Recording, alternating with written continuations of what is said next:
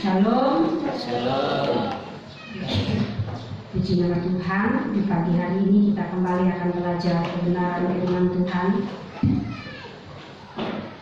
Ya, mari kita membuka Alkitab kita bersama-sama di dalam Perjanjian Lama.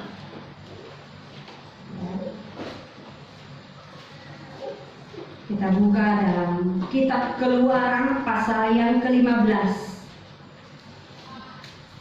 Ayat 22 hingga ayat 27.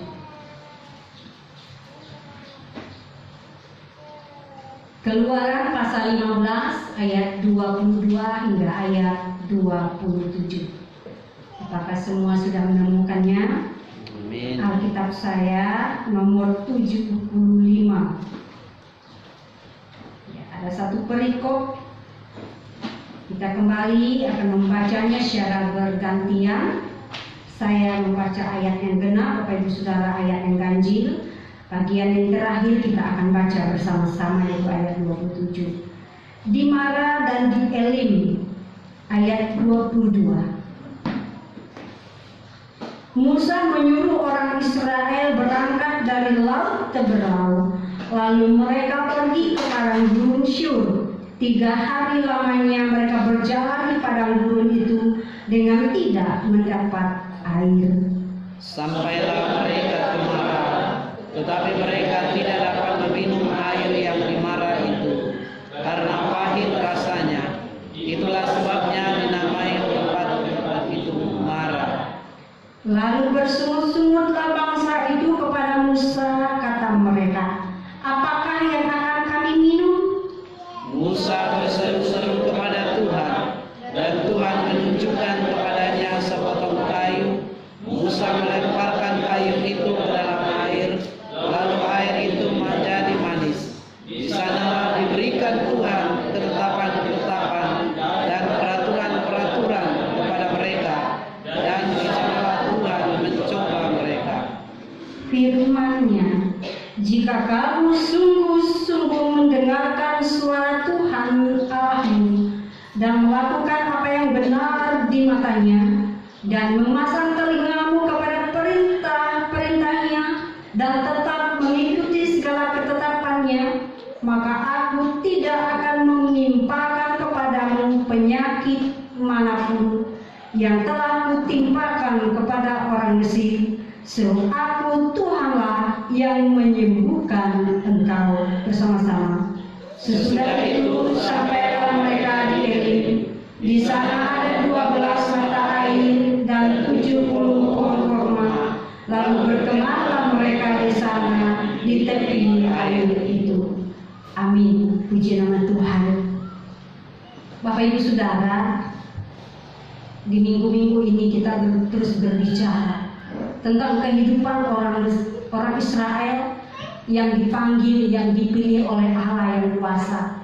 Allah yang kuasa memilih mereka, tentu mempunyai rencana, tentu juga mempunyai otoritas, tentu juga sudah menyediakan segala sesuatunya bagi umatnya. Nah, pada pagi hari ini secara khusus kita berbicara tentang satu tema, kuasa Allah yang mengubahkan. Di minggu lalu kita sudah sangat paham tentunya pengertian daripada Allah yang Maha Kuasa. Ya. Nah, hari ini kita terus akan belajar tentang kuasa Allah lagi yang nyata di dalam kehidupan umat Israel dan tentunya hingga saat ini.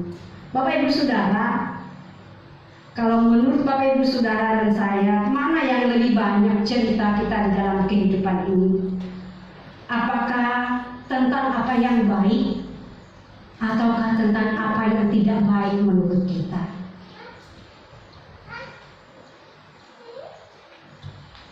Kita tentu akan banyak menyatakan bahwa kita akan suka, kita akan panjang dan lebar dengan mudah dapat menceritakan kisah di dalam kehidupan kita. Kisah dari kekecewaan kita, kegagalan kita, frustasi, sakit hati, kelemahan, bahkan kehilangan. Inilah jalan yang dilalui, yang sudah dan yang akan kita lewati bersama-sama. Saat menghadapi hal-hal tersebut, pasti ada apa? Ada keluh kesah, ada sumut-sumutan, dan lain sebagainya. Kita tentu sudah berusaha, kita berdoa, di mana Allah? Dan masih tentu banyak pertanyaan-pertanyaan yang muncul, bahkan keluar dari mulut kita. Entah kayak kita sendiri mengerti dan paham, bahkan mungkin orang lain yang mendengarnya. Kita pasti menginginkan perubahan, yang tidak baik menjadi baik, yang sakit menjadi sembuh, yang gagal menjadi sukses. Itulah keinginan, itulah perubahan. Kita lemah menjadi kuat. Ekonomi kita yang lemah, kita ingin Tuhan pulihkan dan mengangkat segala derajat kehidupan kita. Tentu ini yang kita harapkan daripada Allah, di dalam pengiringan kita kepada Tuhan, di dalam harapan, di dalam doa kita yang kita tidak pernah berhenti dan jemu meminta kepada Allah yang kuasa. Bapak Ibu Saudara, dalam kitab Keluaran sebanyak 3 kali Israel meminta izin kepada Firaun untuk pergi beribadah kepada Tuhan, untuk mempersembahkan korban kepada Tuhan. Mengapa mereka meminta izin kepada Raja Firaun untuk keluar dari Mesir, untuk pergi ke padang gurun? Yaitu jelas tercatat di dalam Keluaran pasal 3 ayat 18, pasal Keluaran pasal 5 ayat 3, kemudian Keluaran pasal 8 ayat 27. Ya. Mengapa mereka ingin keluar dan meminta izin? Karena mereka sudah sangat menderita berada di tanah Mesir. Mereka diperbudak. Mereka kesusahan. Ketika mereka mendapatkan kabar, mendengar bahwa Allah berbelas kasihan kepada mereka, mereka dengan sukacita melalui panggilan Allah kepada Musa dan Harun, mewakili bangsa Israel meminta izin kepada Raja Firaun untuk pergi ke padang gurun 3 hari perjalanan jauhnya. Nah, Bapak Ibu Saudara, dalam pembacaan kita tadi, mereka sudah sampai di mana? Sudah sampai di padang gurun dengan jarak tempuh berapa? 3 hari perjalanan, bersama dengan ternak mereka, bersama dengan anak-anak mereka dan keluarga mereka. Ada satu fase mereka sudah mengalami mukjizat yang dahsyat di dalam perjalanan mereka, yaitu menyeberangi laut Teberau. Ya, kuasa Allah begitu nyata, membuat perubahan, membuat mukjizat sampai di tujuan, yaitu di padang gurun Syur, yaitu di Mara. Mereka mendapatkan air di sana, mereka beristirahat di sana, ingin mandi puas sekali, ingin minum puas. Namun apa yang terjadi, Bapak Ibu Saudara? Ketika mereka tiba di Mara, ya, mereka menemukan air. Namun mereka kaget karena air yang mereka dapati air yang pahit rasanya. Ya, kalau di tafsiran, air yang pahit itu dikatakan air yang payau, yang tidak enak untuk diminum. Dibilang asin tidak, dibilang tawar tidak. Ya, itu dikatakan ayat yang ke-23. Nah, Bapak Ibu Saudara, yang menjadi pertanyaan di dalam tema kita pada hari ini, mengapa bangsa Israel bersungut-sungut? Ayat 22 hingga ayat 24. Musa menyuruh orang Israel berangkat dari laut Teberau, lalu mereka pergi ke padang gurun Syur. 3 hari lamanya mereka berjalan di padang gurun itu dengan tidak mendapat air. Sampailah mereka ke Mara, tetapi mereka tidak dapat meminum air yang di Mara itu karena pahit rasanya. Itulah sebabnya dinamai orang tempat itu Mara. Lalu bersungut-sungutlah bangsa itu kepada Musa, kata mereka, apakah yang akan kami minum? Mengapa bangsa Israel bersungut-sungut? Di dalam ayat yang ke-23, 24. Mereka bersungut-sungut karena masalah air. Ya, kalau kita di tempat ini, puji Tuhan, air cukup ya. Walaupun warnanya yang menarik hati, tapi kita tetap cinta, bukan? Ya, berbagai hal supaya dia putih. Ya, bukan badan manusia yang sekarang diusahakan supaya putih ya, yang hitam menjadi putih, yang kuning langsat sawo mata menjadi putih juga. Air kita juga kita berusaha yang menjadi putih jernih dengan berbagai cara. Mengapa bangsa Israel bersungut-sungut? Yaitu karena air yang mereka temukan, air yang mereka harapkan itu pahit, tidak bisa diminum. Kita tahu bahwa makhluk hidup membutuhkan kurang lebih 60% cairan atau air di dalam tubuh. Ya, manusia bisa tidak atau bisa menahan lapar akan makanan, tapi susah untuk menahan rasa haus. Nah, makanya kalau kita perhatikan dan sering mendengar juga, kita dianjurkan untuk meminum air putih. Air putih yang mana ya? Air putih yang dari pohon aren, balok, tua, air putih yang mengalir, yang kita gali melalui sumur. Ya. Dianjurkan supaya kita meminumnya 8 gelas atau kurang lebih 2 liter per hari. Tetapi jika kita melihat penelitian bahwa 8 gelas air atau kurang lebih 2 liter air ini tentu sesuai dengan kebutuhan pribadi masing-masing. Tidak mungkin anak-anak usia 2 tahun 2 liter sehari, mungkin langsung besar perutnya, ya. Atau orang yang berada di ruang yang ber-AC yang dingin meminum banyak air, atau orang yang tidak banyak bergerak. Tetapi kebutuhan air di dalam tubuh manusia disesuaikan dengan aktivitasnya, disesuaikan menurut penelitian, disesuaikan dengan berat badannya, itu yang benar. Ya, ada rumusnya. Kalau berat badan dikali dengan 30 ml air.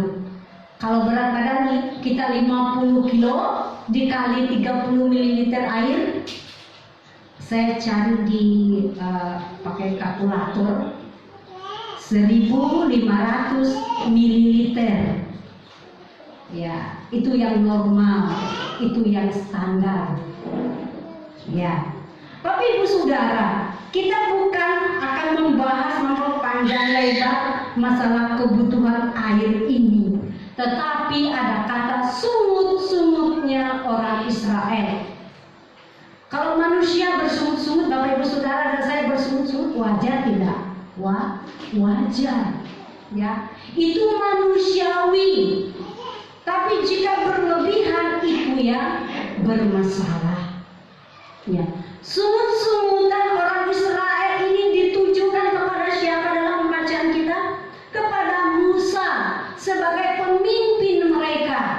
ya, yang sudah membawa mereka, menyertai mereka, memotivasi mereka, mengarahkan mereka untuk berjalan, untuk beristirahat.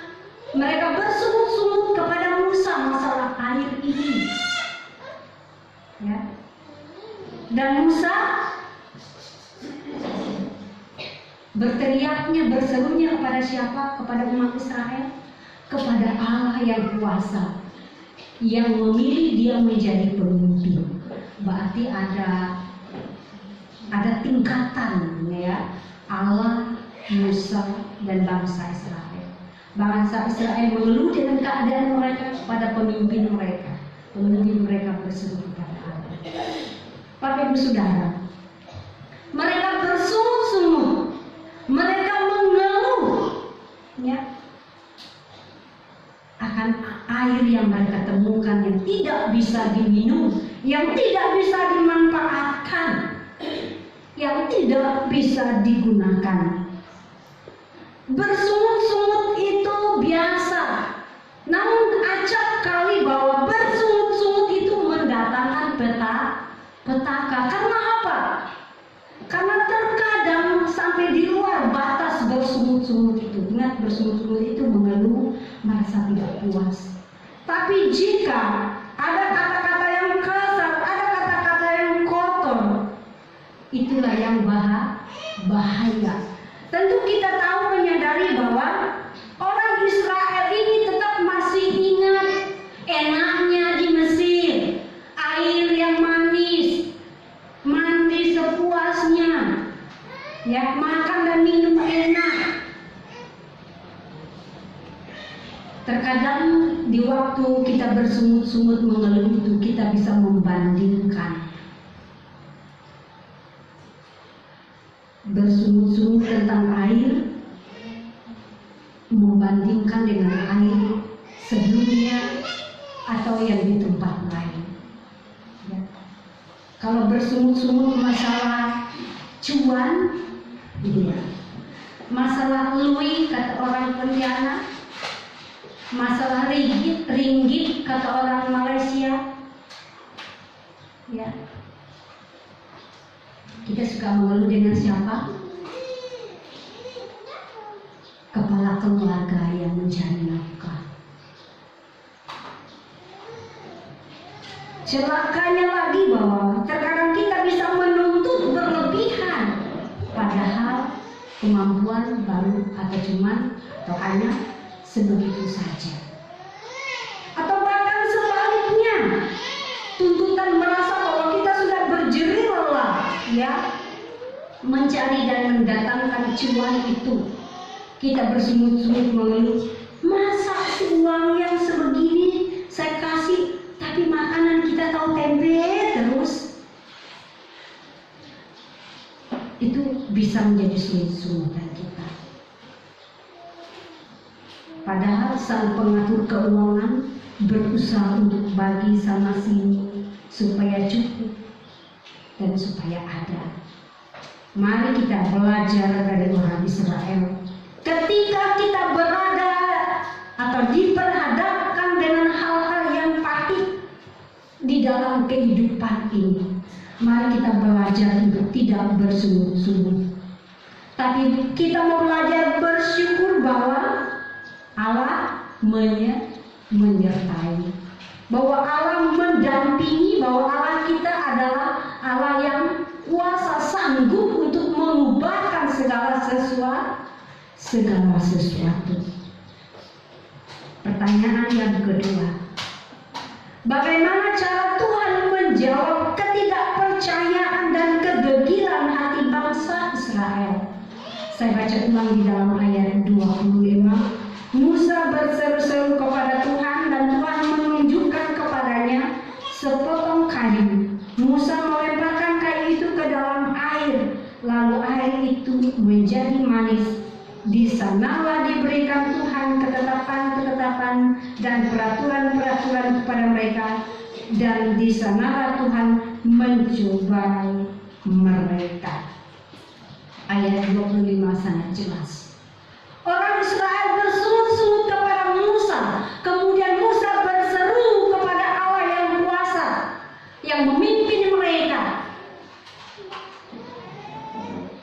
Dan Tuhan menjawab kedegilan hati orang Israel, ketidakpercayaan orang Israel.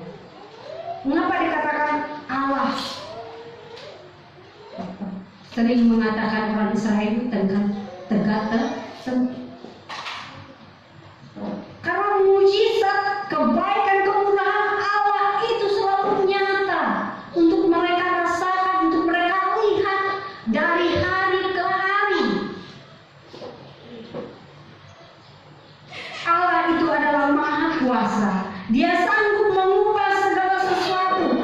Tidak ada yang mustahil bagi Allah. Mengubah air pahit menjadi air manis, siap diminum, ini merupakan perkara kecil bagi Allah. Kenapa dikatakan perkara kecil? Allah tidak perlu turun menunjukkan wajahnya, mengulurkan tangannya untuk menolong orang Israel, tapi Allah hanya berkata, menyuruh Musa mengambil sepotong kayu. Berarti kayu itu baru ada apa sudah ada di tempat itu, di Marah itu? Sudah ada. Allah sudah menjadikannya.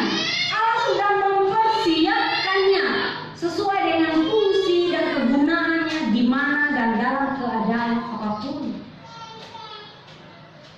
Allah sudah tahu bahwa di Marah air yang di Marah itu pahit. Untuk menetralnya tentu Allah sudah mempersiapkan.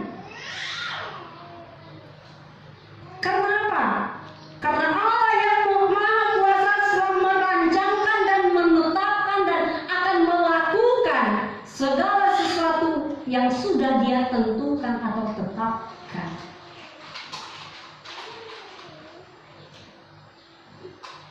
Kalau bagi manusia, banyak sekali perkara-perkara yang tidak mungkin untuk kita kerjakan. Contoh kecil saja, kalau kita dapat kayu pepaya, bunga pepaya kita suka itu pahit. Padahal pahit itu punya fungsi dan tujuannya juga. Tapi kita tetap, walaupun suka, tapi kita tidak mau pahitnya. Waktu saya di Jawa Timur, di Blitar dulu itu, keluarga hamba Tuhan, Mbah Putri di situ, ketika memesan sayur pepaya, kita rebus yandu, ya, orang Jawa. Kan pahit nanti Mbak, oh tidak, ada rahasianya. Rahasianya apa Mbak? Kita pakai tanah liat. Awalnya saya merinding-rinding, coba ini kita punya makanan ini kok direbus dengan tanah, oh, rasanya jijik ya. Jangan begitu dulu, rasakan aja nanti. Setelah direbus dia cuci bersih-bersih, tidak kelihatan lagi keruhnya tanah. Ketika sudah dinikmati, pahitnya hilang. Ya. Itu apa? Usaha manusia mengubah segala sesuatu supaya bisa dinikmati. Berusaha melalui pendengaran, pengalaman orang lain atau saran orang lain. Tetapi bagi Allah untuk mengubah air pahit ini menjadi manis, hanya menyuruh Musa untuk mengambil sepotong kayu dan melemparkannya ke dalam air. Setelah air menjadi manis, orang Israel puas, minum, mandi dan istirahat dengan baik. Mereka tidak bersungut-sungut lagi. Bapak Ibu Saudara, Allah menunjukkan sepotong kayu dan melemparkannya ke dalam air. Dan Allah yang kuasa tentu sudah menyediakan kebutuhan ini jauh sebelum orang Israel datang atau tiba di Marah. Jika Allah menjadikan dan menciptakan segala sesuatu, pasti komplit, pasti sempurna, mempunyai fungsi, mempunyai tujuannya masing-masing. Allah yang kuasa mencobai orang Israel, apakah mereka hidup beriman atau percaya pada Allah seutuhnya atau tidak. Jika kita mengingat perjalanan orang Israel di tanah Mesir hingga mereka tiba di Marah, mereka seharusnya tidak bersungut-sungut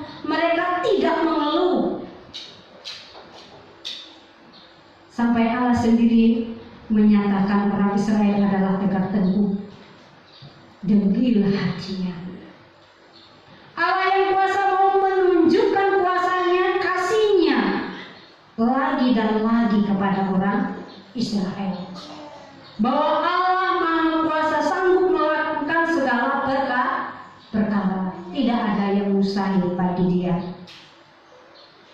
Membela orang Israel dari kejaran bangsa Mesir, memberikan jalan bagi mereka untuk menyeberangi laut Teberau. Allah sendiri berperang bagi bangsa Israel. Allah yang kuasa juga sudah menyediakan kebutuhan ciptaannya. Karena apa? Karena Allah yang kuasa itu peduli, mengerti. Dia juga selalu ada menyertai atau bersama dengan orang Israel. Allah mau orang Israel mendengar, taat hanya kepada Dia saja. Makanya Allah sekali lagi menunjukkan kuasanya mengubah air pahit menjadi air yang manis, supaya orang Israel taat kepada Dia, percaya kepada Dia seutuhnya. Bagaimana cara Tuhan menjawab ketidakpercayaan dan kedegilan hati bangsa Israel?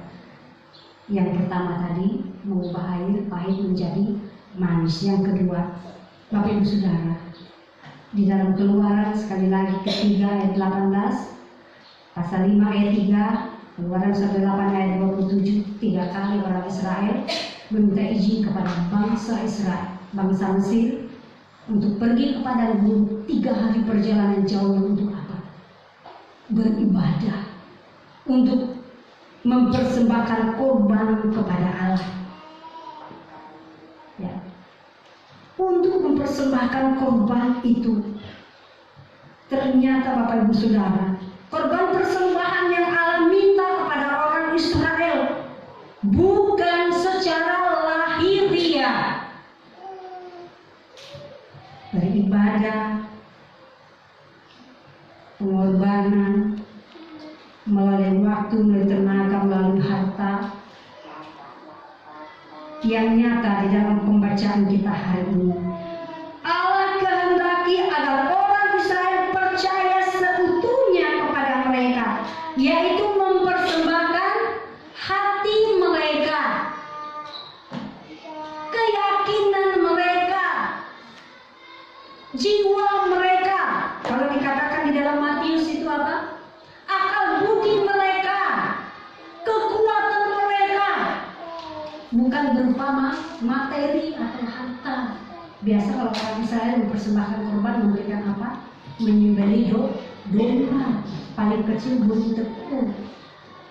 Tapi ketika Allah menyuruh mereka pergi ke padang gurun 3 hari perjalanan jauhnya, Allah menghendaki orang Israel mempersembahkan seluruh aspek kehidupannya, mulai dari yang kelihatan dan terlebih akal budi, kekuatan, jiwa, raga mereka, hati mereka, hanya untuk Tuhan, hanya untuk memuliakan Allah. Di sini kita melihat Bapak Ibu Saudara bahwa orang Israel ternyata masih berpusat pada berkat Allah. Berkat yang Allah tunjukkan, mujizat yang Allah berikan bagi mereka. Orang Israel masih berfokus di situ. Kepuasan, kebutuhan, apa yang mereka dengar, apa yang mereka lihat, apa yang mereka makan dan minum, mereka masih berfokus di situ, berpusat di situ.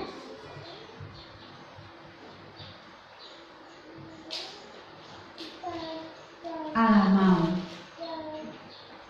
orang Israel mempersembahkan tubuh, jiwa, dan roh seutuhnya hanya kepada Allah, dengan hati yang tertuju kepada Dia, percaya kepada Dia.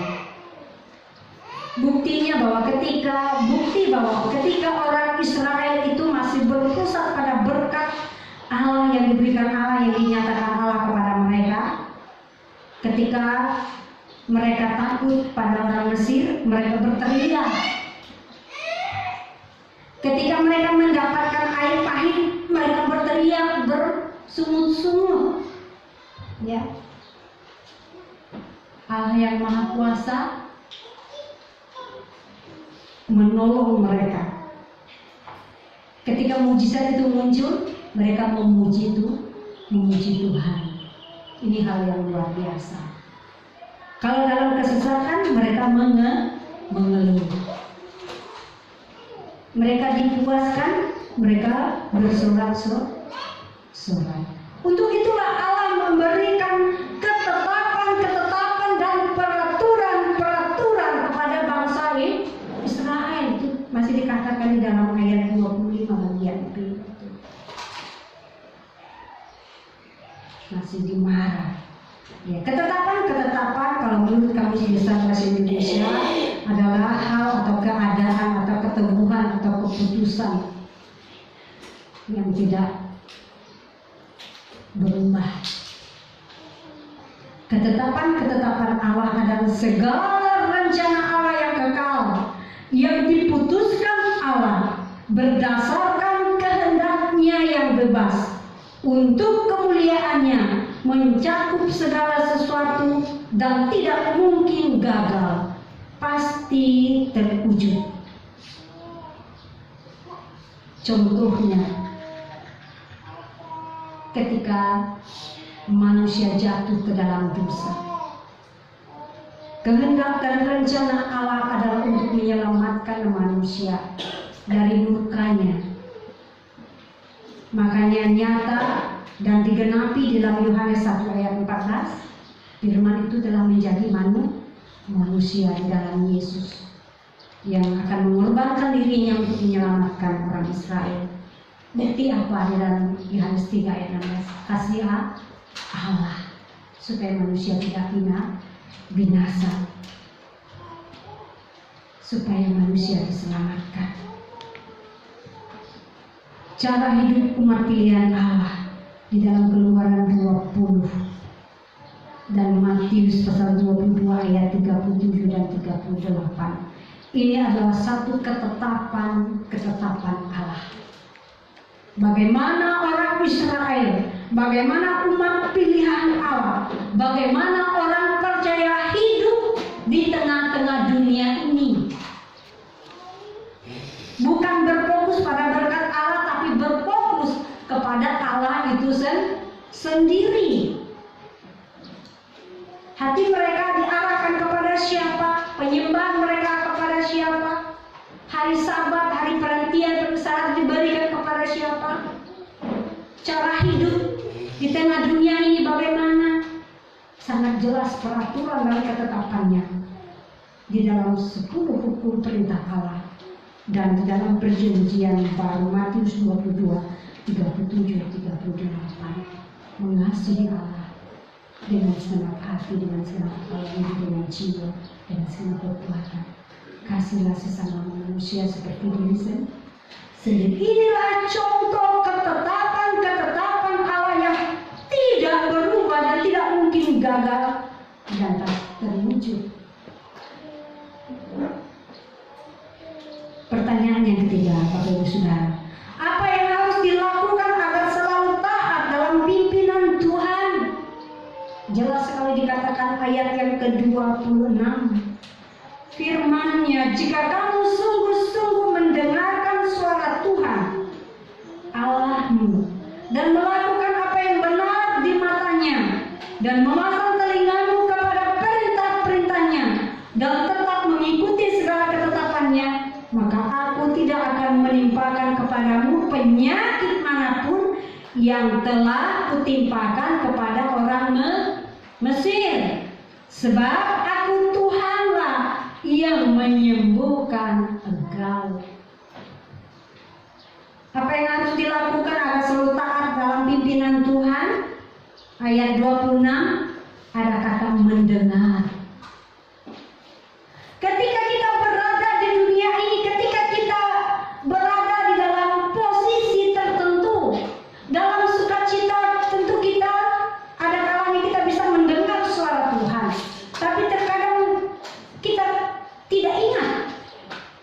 bisa mendengar suara Tuhan. Apalagi jika kita diperhadapkan dengan situasi yang sulit, penderitaan, kegagalan, pergumulan. Suara siapa yang lebih banyak kita dengar? Suara Allah atau suara manusia? Jika kita lebih banyak mendengar suara Allah, berarti kita sudah menunjukkan ketaatan kita kepada Allah. Jika kita lebih banyak mendengar suara manusia, berarti kita cenderungnya taat kepada manusia. Suara manusia bisa berubah. Suara manusia bisa berbeda. Adakah mendorong kita untuk jauh lebih baik? Adakah akan menjauhkan kita daripada Allah? Tetapi suara Allah melalui firman-Nya akan membawa kita di dalam keselamatan, akan membawa Bapak Ibu Saudara dan saya kepada kemenangan sesuai dengan rancangan dan rencana Allah. Melakukan apa yang benar. Kalau melakukan apa yang benar itu tentu berkenan kepada Allah. Jika melakukan apa yang tidak benar, itu menyenangkan yang lainnya, bukan menyenangkan yang Allah. Ada hal yang lebih serius lagi dikatakan masih di dalam ayat 26. Memasang telingamu pada perintah-perintah Allah.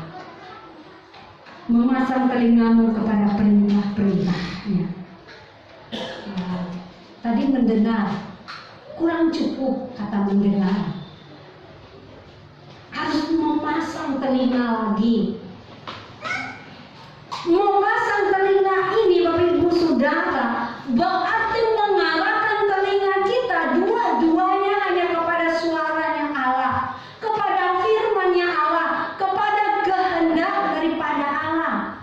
Kalau hanya mendengar, kita bisa sambil main HP, sambil bekerja, kita bisa mendengar. Tapi ketika mengarahkan hati segenap, pusat pikiran hati kita, wajah kita diperhadapkan dengan satu titik suara. Kalau ada suara ledakan, kita cepat melepaskan apa yang di tangan kita, memalingkan dan memfokuskan telinga kita. Itulah yang Allah mau. Memfokuskan telinga kita, pendengaran kita kepada suara Allah, kepada ketetapan-ketetapan Allah, kepada peraturan-peraturan Allah. Apa ketetapan tadi? Apa peraturan Allah? Kalau baca perjanjian lama dan perjanjian baru, 66 kitab, 1 jam saya tidak bisa habis bacanya. Tapi disingkat di mana? Di dalam hukum-hukum Allah itu di Keluaran 20, kemudian Matius 20.